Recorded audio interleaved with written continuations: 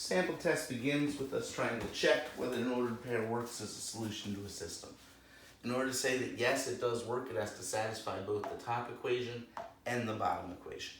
If either one of the two gives me a false statement, I say that no, it is not a solution. So when I'm given a point, I always have to remember that that point's given as x, comma, y. So anywhere where I see an x in the first equation, I'm going to plug in a 3. Anywhere where I see a y, I'm going to plug in a 9. So it becomes 2 times 3 plus 9 equals 15.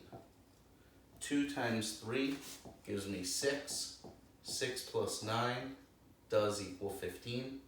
Really, if I wanted to go one step more, I would get 15 equals 15, which lets me know that this is a solution to the first equation. I still don't know if it's a solution to the system because it needs to be a solution to both equations in order to say yes, it's a solution to the system. So now I'm going to try plugging into the bottom equation.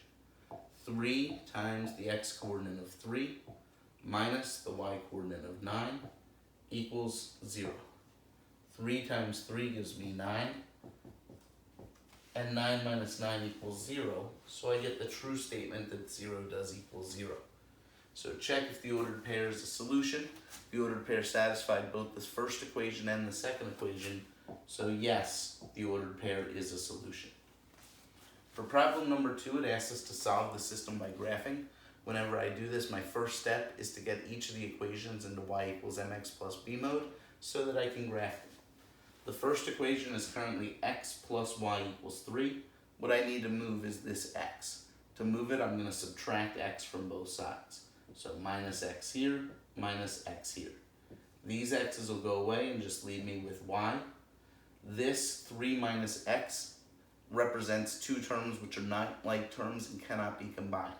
So I'm going to write it as negative x plus 3 so that it's in y equals mx plus b form. The second line was already in y equals mx plus b form. It was y equals x minus 5. I now want to pull out the slope and intercept of each line. The slope is in front of the x. Here there's no number. When there's no number in front of a variable, it's an understood 1, or in this case, negative 1. So that means as a slope, it's negative 1 over 1. Here, no number in front of the variable means it's an understood 1, or as a fraction 1 over 1. Is the slope of the second line. When I look for the intercept, or b, that's the number after the x. So in the first equation, b would be 3. In the second equation, b would be negative 5. And that really tells us the point 0, 3 and the point 0, negative 5. Now that I know a starting point and how to move, I can graph each of the two lines and see where they intersect. That point of intersection will be the solution to this system of equations. So I'm going to start the first line at 0, 3. I'm going to go up 1, 2, 3 on the y-axis, and there's my first point. From there, my slope is negative 1, 1, which means I move down 1, right 1, down 1, right 1, down 1, right 1. This is the general look of my line. Now that I have my first line drawn in, I need to draw in my second line. Again, I start at the intercept, 0, negative 5. So on this y-axis, I go down 1, 2, 3, 4, 5. I'm going to draw a point there. From that point, this says to move up 1 over 1. So up 1 over 1, up 1 over 1, up 1 over 1, 1 over 1, 1 over 1. Something like that. I didn't hit my points great, and what I also didn't do is I didn't draw an exact rigid lines. So while I'm going to take a good guess of where I think this intersects, back what we did in number 1, we're really going to want to do to this one as well, and just plug in and make sure that yes, this is the correct solution that I found. So to me, it looks like it's happening at an x value of 4, a y value of negative 1. Again, I don't really trust it fully because I got this answer from a graph that's not as exact as I'd like it to be. So I'm going to plug these numbers in and see if they work. If I put a 4 in for x here, negative 4 plus 3 would give me negative 1. If I put a 4 in here, 4 minus 5 would give me negative 1. So I can check that this point that I found is the correct point, xy, and I can enter it as my answer to the question, 4 comma negative 1. Problem number 3 asks me to solve a system when I want to get the lines into y equals mx plus b form. By solving it by graphing, I see this first line, and I realize I can't really get that into y equals mx plus b form. This is an x equals line. X equals lines are just straight vertical lines up and down. This one at x equals 7. So if I go out 1, 2, 3, 4, 5, 6, 7, this line is going to look something like this. Remember, if you're ever not sure how to graph, whether it's vertical or horizontal, x equals y equals, I can always try and start creating points from this. I just need to remember, since every point is x, y, and this tells me the x coordinate is 7, fix that first coordinate as 7. I can make y whatever I want it to be. If I graph these 2 points, 7, 0 and 7, 2, 7, 0 would be here, 7, 2 would be here, and they would give me the proper line. So hopefully, after the first unit, we got it down that x equals are vertical lines, y equals are horizontal lines, but as always, you can use these points and graphing points where you fix one of the 2 coordinates in order to recreate those lines for yourself. When I look at the second equation, I'm close to y equals form, y equals mx plus b form, except I currently have 3y, and the x is currently in the wrong spot. So I'm going to rearrange this ever so slightly by dividing everything by 3 and rearranging things as I go. So those 3's will go away and just give me y equals. This 14 divided by 3, if I'm being truthful, is a little annoying. I wish that was number that was divisible by 3, because this is going to give me a fractional place to start on my graph, but I'm going to deal with it. So this is my intercept 14 thirds, which is really 4 2/3. I'm going to put it down as 4.67. So it's positive, it's going to go at the end, plus 4.67. Whereas this negative 2 over 3x, I'm going to leave as negative 2 over 3. And that's how I get y equals negative 2/3 x plus 4.67. It would absolutely be fine to leave this 4.67 as 14 over 3. I just wouldn't be as sure where to graph it. If you changed it to, for instance, 4 2/3, that might make it easier. But I think if all you do is put 14 divided by 3 into your calculator and it tells you 4.67, that's probably the best way to figure out how to put it on the graph. All of that said, I now need to pull out a slope and intercept so I can graph it. Slope, negative 2 over 3, b, 4.67, which means that it's the point 0, comma, 4.67. So I'm going to start up here, not quite at 4, a little below it, like there. I'm going to go down 2, right 3, down 2, right 3, down 2, right 3.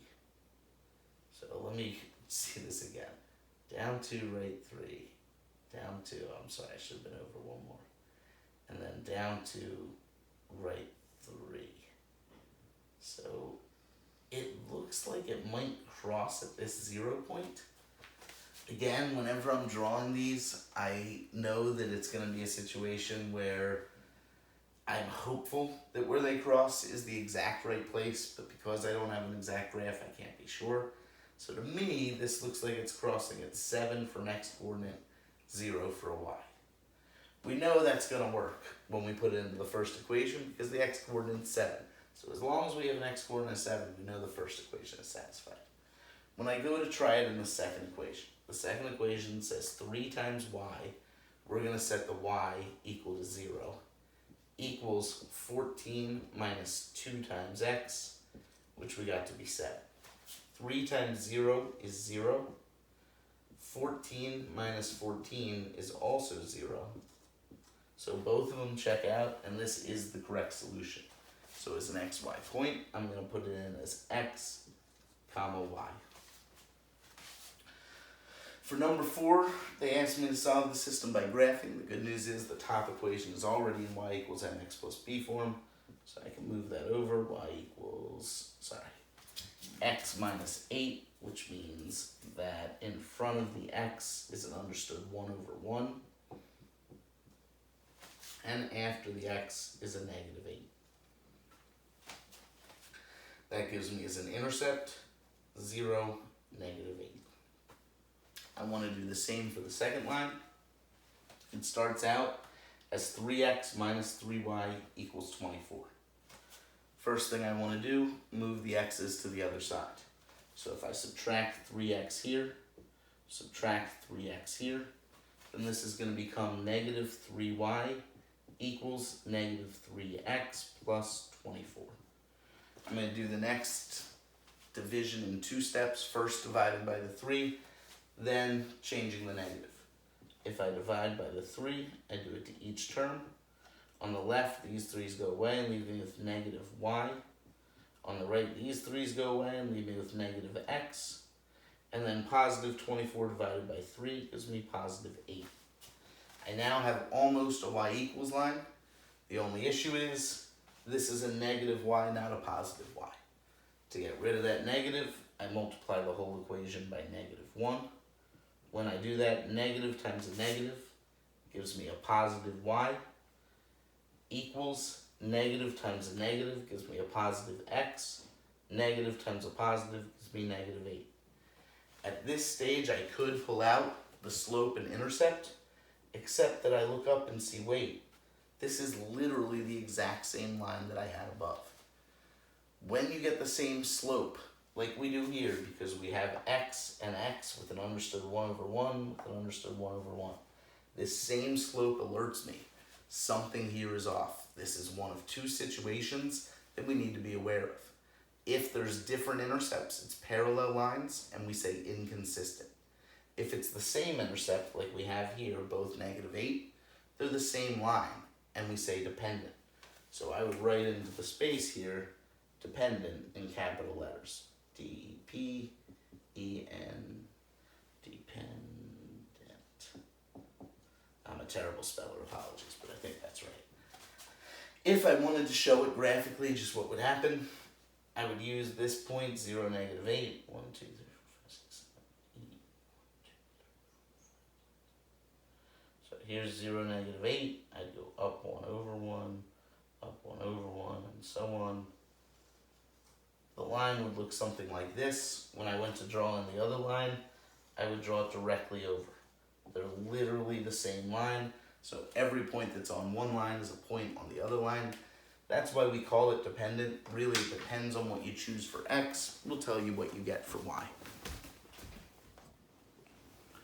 When we're using substitution to solve these systems, we want to first get something by itself. So we want to isolate one of the 2 variables in one of the equations. Then we want to plug it into the other equation.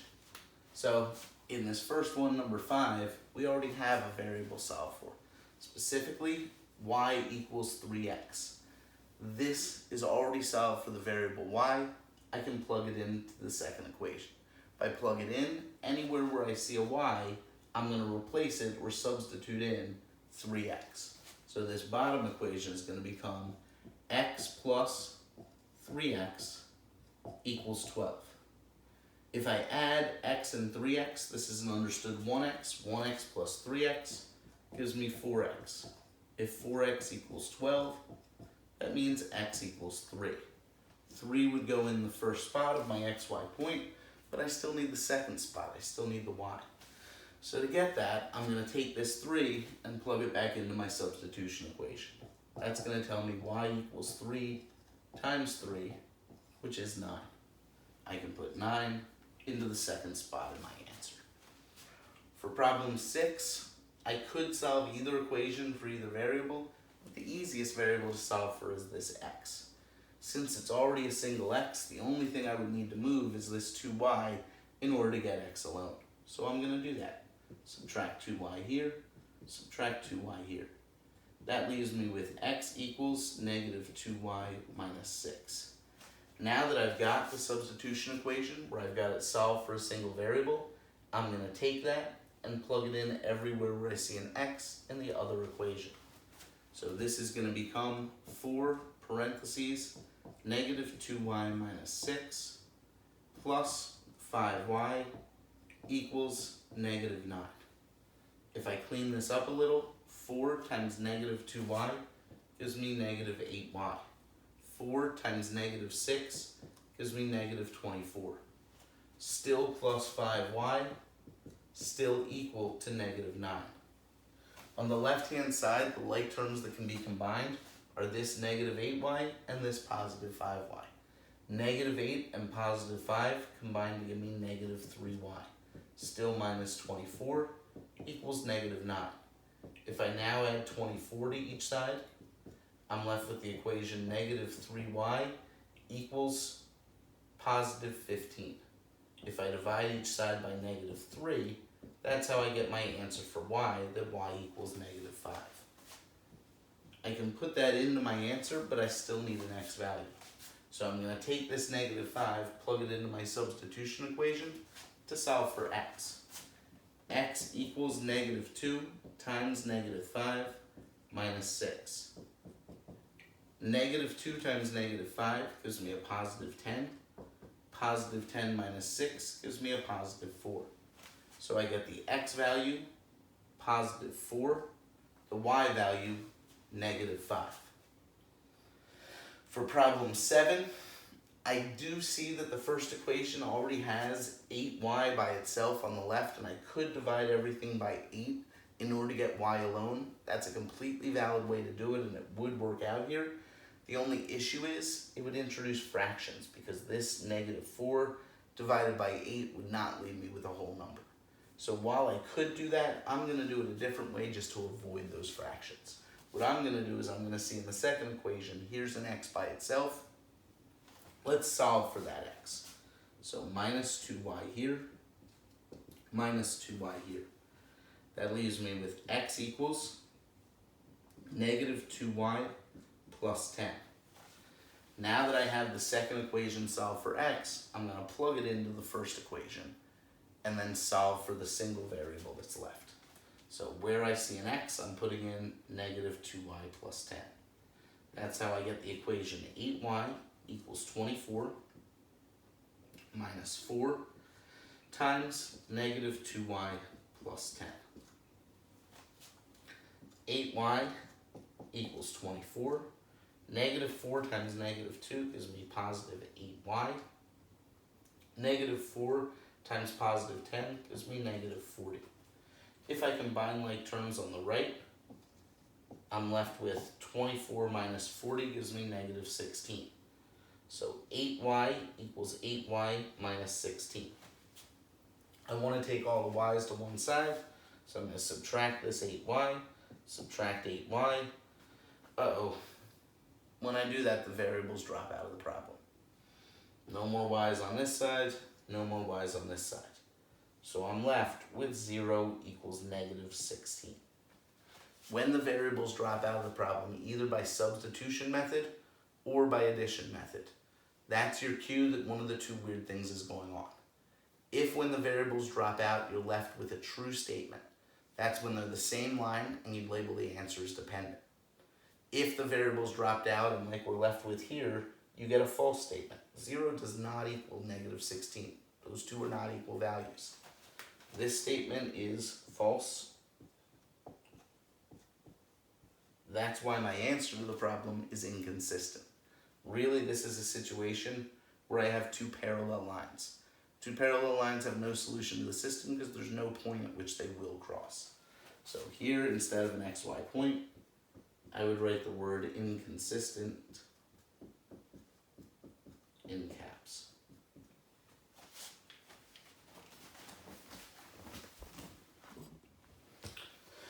Here we're going to use the addition method. Remember, our goal with the addition method is always to make two parts equal and opposite. So specifically, either the x's or the y's, we want the coefficients in front of them to have the same numerical value, but one to be positive and one to be negative. That way, when I add the two lines, that variable disappears, and I can solve for the one remaining variable. So the good news is, in this first equation, we already have something equal and opposite. Specifically, we have positive 1y in the top line, we have negative 1y in the bottom line. So if all I do is add these two together, the y's are going to go away and let me solve for x. If I write them over top of each other, x plus y equals 5, and x minus y equals 13. Combining these lines, x and x gives me 2x. Positive y and negative y go away. Positive 5 and positive 13 give me 18. If I then divide by 2, that's how I get the x value of 9. I'm going to put that in for x here. Now I need to figure out what y value would make these equations true. So I'm going to take 9, plug it in for x in the first equation. 9 plus y equals 5. Subtract 9, subtract 9. These go away, just leave me with a positive y. 5 minus 9 gives me negative 4. So I'm going to write my final answer here as x value 9, y value negative 4. For the second equation, I don't have anything equal and opposite right now. There's two ways I can go with this. Either I can multiply by 8, and that'll make the bottom equation negative 8y, the positive equation, or the top equation positive 8y. Those would be equal and opposite. Or I can multiply the bottom equation by negative 1. That'll give me a positive 1x and a negative 1x that would be equal and opposite. I'm going to choose to do it the second way and multiply the bottom equation by negative 1. So if I multiply this whole thing by negative 1, it becomes negative x plus y equals 9. All I did there was change each sign when I multiplied by negative 1. Negative times a positive gave me a negative. Negative times a negative gave me a positive. Negative times a negative gave me a positive. I'm rewriting the top equation as x plus 8y equals 0. If I now add these two equations, x and negative x go away. They were equal and opposite. That was my goal. They've dropped out of the equation, left me with 8y plus y, which is 9y. 0 plus 9 is 9. If I divide each side by 9, I get the answer of y equals 1. I have half the answer. To get the whole answer, I need to solve back for x. So I'm going to use the equation x minus y equals negative 9. I'm going to plug in 1 where I see the y. So x minus 1 equals negative 9. Add 1, add 1. X equals negative 8. So my final answer is negative 8, comma 1. For problem 10, it's not as simple to get these two to go away. Here I see that I have a 4 and a 3 in the x direction. I have a negative 8 and a negative 6 in the y direction. Neither of those are particularly easy to deal with. I think I'm going to go with the x's. 4 and 3, I can just multiply by each other, one of them negative. So I'm going to multiply the top line by 3. That'll make this a positive 12. I'm going to multiply the bottom line by negative 4 to make this a negative 12. I don't really see an easier way to do it. So again, bottom line by negative 4, top line by positive 3. If I do that out on top, positive 3 times positive 4 gives me positive 12x. Positive 3 times negative 8 gives me negative 24y. And positive 3 times positive 56 gives me 168. For the bottom line, negative 4 times positive 3 gives me negative 12x. This was my goal. These will go away, so the addition method is going well so far. I have something that's going to be equal and opposite. When I do negative 4 times negative 6, negative times a negative gives me a positive. 4 times 6 gives me 24. So I have plus 24y, which is a little alarming because I had already gotten these variables to drop out, and now I'm also equal and opposite in the y direction. When both variables drop out, that's a sign that you have one of the two weird situations. Either you end up with a true statement and it's a dependent situation, same line, or you end up with a false statement and it's inconsistent situation, parallel lines. So I'm going to need to see what happens on this side to see which of the two situations I'm in. If I multiply this negative 4 by this 42, negative 4 times 42 gives me negative 168. So when I go to add, everything is equal and opposite. 12 and negative 12 go away. Negative 24 and 24 go away. 168 and negative 68 go away. I'm left with nothing on this side and nothing on this side. That is a true statement. When I have the variables drop out and I'm left with a true statement, that's when my final answer is dependent. If I would have had something like 0 equals 14, or 0 equals some number other than 0, that would be a false statement, and that's where I'd write as my final answer inconsistent. The next group of questions all rely on knowledge of the rules of exponents. I definitely recommend that you have a cheat sheet out in front of you while you're taking the test that has all your rules written, maybe with some example problems on how to apply the rules.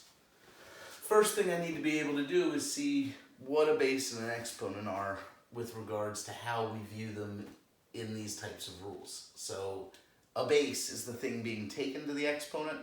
Exponent is the power on that base.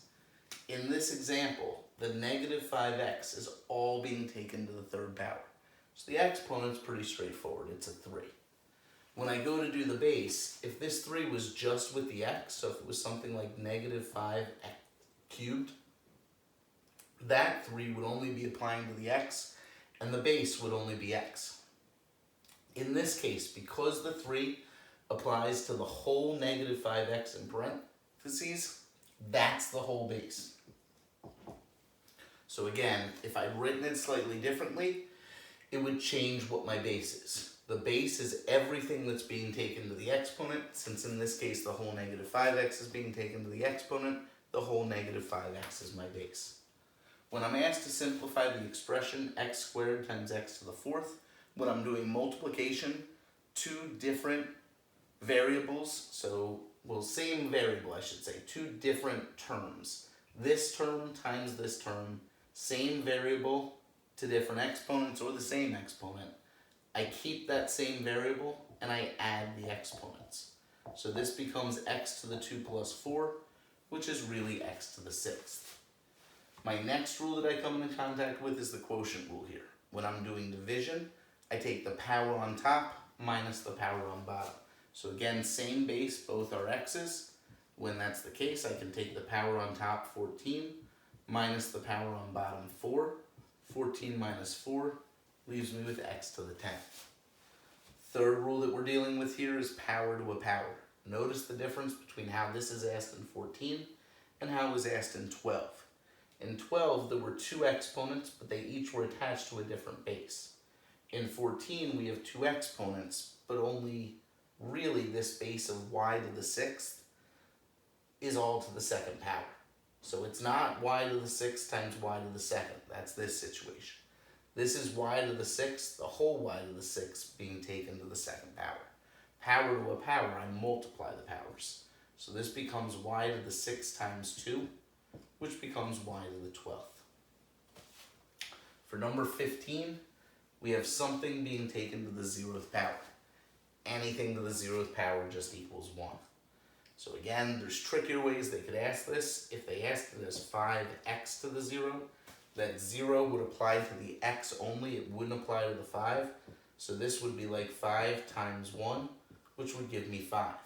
But in this case, the 0 does apply to the 5. Anything being taken to the 0th power equals exactly 1. So 1 is the answer to the question the way that it's asked. For number 16, write the expression without using negative exponents. The way that we change a negative exponent is we move it to the other side of the fraction and we make the exponent positive. So if it's a negative x on top of the fraction, that's the same thing as a positive 6 on bottom of the fraction. So y to the negative 6 on top, y to the positive 6 on bottom. But I can't just leave an empty nothing on top of it. Whenever I need to fill that in, a 1 is understood to have been there. Really, if you want to see this out more explicitly, it starts out as 1 times y to the negative 6th divided by 1. So this is just saying that whenever you don't have a coefficient, it's like it's being multiplied by 1. Whenever you don't have a fraction line below something, it's like it's a whole number being divided by 1. So these are mathematical equivalents. I then leave this one that was there on top. I leave this one that was there on bottom. This has switched from y to the negative 6 on top to y to the positive 6 on bottom. But when I clean it up, even though that one stays because there's no other way to write it simplified, 1 times y to the 6th is just y to the 6th. So it becomes 1 over y to the 6th. It's absolutely fine if you just jump there. If you know that anything to a negative exponent means 1 over that same thing to the positive exponent. That said, this is really explicitly why you get there. When we go to write a number in scientific notation, we have to consider where the decimal point is and how far I'd have to move it in order to get it behind the first non-zero number. So the decimal point starts after the number. I'd have to move it 1, 2, 3 times to get it after that 4. That's why I get the answer 4.25 times 10 to the power of 3. 4.25 because 4 is the first single digit number. When we do scientific notation, we have to have the number be between 1 and 9.99999 because it has to be a single digit. The 2 that trail go after the decimal point. Because I moved 1, 2, 3 decimal places, that's why the exponent on the 10 is a 3. When I move the other direction like this, and I make a small number larger, I have to move it 1, 2 decimal places to get behind the 6. That's how I end up with 6.2 times 10 to the negative 2.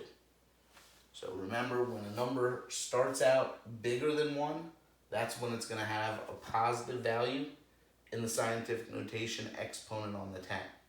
When a number starts smaller than 1, that's when it's going to have a negative value on the scientific notation power of 10.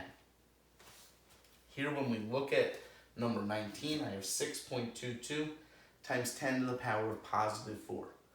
Positive exponent means I'm going to be making it larger. So I start as 6.22, and I need to move it 4 spots. 1, 2, 3, 4. Any empty spots that don't already have numbers in them need to be filled in with zeros. So really, this is 62200. In general, when we write something in standard form, we put commas in the thousand spot. So this would be 62,200 written in standard form. When I go to do 2.17 times 10 to the negative 3, I can show you 2 ways to look at it. First one is the decimal way. I move it 3 to the left. 1, 2, 3. If I fill in these zeros, then I'm correctly getting 0.00217. Other way I could see it is if I include the 0 in front of the decimal place. This negative exponent tells me how many zeros to place in the problem before I put the number 217. So it tells me negative 3 means I do 0.00, or 3 zeros including the 1 in front of the decimal, before I start writing the number, which at this point would be 217. So 2 different ways to get to the same answer. If they don't look the same, they do now when I put the 0 in front of the decimal point.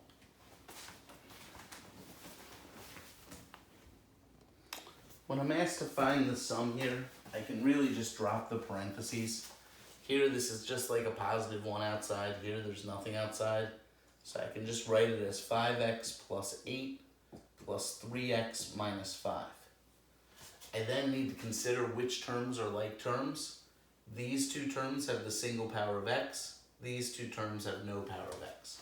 So if I rewrite it as 5x plus 3x plus 8 minus 5, I can see the like terms being combined. 5 plus 3x gives me a total of 8x. And 8 minus 5 gives me a total of positive 3. So my final answer would be 8x plus 3. For number 22, I'm going to need to distribute what's outside to each of the things inside before I determine how to combine like terms. So for the first expression, I'm going to need to be doing minus 2 times x squared, minus 2 times 9x, minus 2 times minus 1. For the second expression, I'm going to need to do minus 5 times x squared, minus 5 times negative 2x, minus 5 times positive 2. Negative 2 times x squared gives me negative 2x squared. Negative 2 times 9x gives me negative 18x. Negative 2 times negative 1 gives me positive 2. Negative 5 times x squared gives me negative 5x squared. Negative 5 times negative 2x. Negative times a negative is a positive. 5 times 2 gives me 10. So positive 10x. Negative 5 times positive 2 gives me negative 10. If I now want to put the like terms next to each other, I have negative 2x squared here. I have negative 5x squared here. I have negative 18x there. I have positive 10x there. I have positive 2 here. And I have negative 10 here. When I combine the like terms, negative 2 and negative 5 combine to give me negative 7x squared. Negative 18 and positive 10 combine to give me negative 8x. And positive 2 and negative 10 combine to give me negative 8. So my final answer for this problem is negative 7x squared minus 8x minus 8. When I'm asked to multiply in problem 23, I want to first deal with the coefficients. 3 times 4, both positive, give me a positive 12. I then want to deal with the variables. X squared times x to the third gives me x to the 2 plus 3. That's why my final answer becomes 12x to the fifth. When I'm asked to find the product of a binomial times a binomial, 2 terms times 2 terms is going to end up giving me 4 terms. I'm going to show it as double distribution. So I'm going to first take the 3x times the whole second parentheses, 3x times 2x plus 1. Then I'm going to take the negative 5 times the whole second parentheses, negative 5 times 2x plus 1. So when I distribute this to the first parentheses, it gives me two multiplication problems. 3x times 2x plus 3x times 1. When I do this negative 5 through the second parentheses, it becomes negative 5 times 2x, negative 5 times 1. 2 times 3 gives me a positive 6. X to the first times x to the first gives me x to the second. 3x times 1 gives me 3x. Negative 5 times a positive 2 gives me a negative 10x. And then negative 5 times a positive 1 gives me negative 5. Nothing to combine the x squared term with, so it stays as 6x squared. The middle terms can be combined, specifically positive 3x and negative 10x combine to give me negative 7x. Finally, I have this negative 5, which is by itself at the end. So I get a final answer of 6x squared minus 7x minus 5. When I get to number 25, the most common mistake that students make is they think they can distribute this squared to each of the individual terms inside. If they were being multiplied, I could do that. Because they're being added, I cannot distribute an exponent that way. So what I need to do is say, what does squared mean? It means multiplying something by itself. It means this whole base, x plus 2, is being multiplied by x plus 2. So I can write it as x plus 2 times x plus 2. If I see it that way, hopefully that leads me to double distribution, saying the first term in the first parentheses times the whole second parentheses, plus the second term in the first parentheses times the whole second parentheses. If I continue to expand, in the first parentheses I have x times x, then I have x times this positive 2. Then I have 2 times x. Then I have 2 times this positive 2. X to the first times x to the first gives me x to the 1 plus 1, which is x to the second. X times 2 gives me 2x. 2 times x gives me 2x. And 2 times 2 gives me 4. Nothing to combine the x squared term with, it stays x squared. Positive 2x and positive 2x combine to give me 2 plus 2 equals 4x. Positive 4 is by itself, leaving me with my final answer, x squared plus 4x plus 4. When I go to do this division, it's important to understand this division sign really has an understood parentheses there. So what this is telling me to do is to split this division by 2, divide the first term by 2, divide the second term by 2. So really this becomes 8x divided by 2 plus 4 divided by 2. If I now reduce 8 divided by 2 gives me 4x, and 4 divided by 2 gives me plus 2. When I go to simplify this expression in 27, the first rule that I'm going to encounter is on top. I see it's x squared times x to the 4th. I'm going to add those exponents. So on top, instead of having x squared x to the 4th, I'm going to have x to the 6th, with the bottom staying the same, x, y to the 7th. Nothing I can do about this y. There's nothing else in the top that I can reduce it with. But this x and this x to the 6th I can reduce. I need to remember that when I don't see a power on the x, there's an understood 1. So this is like a quotient rule where I have x to the 6th on top, x to the 1st on bottom. That means that the power on x is going to end up being power on top 6 minus power on bottom 1. The y that I haven't messed with is going to stay on bottom. If I then resolve this subtraction, 6 minus 1 gives me x to the 5th, still over y to the 7th, which is the correct answer to this final problem.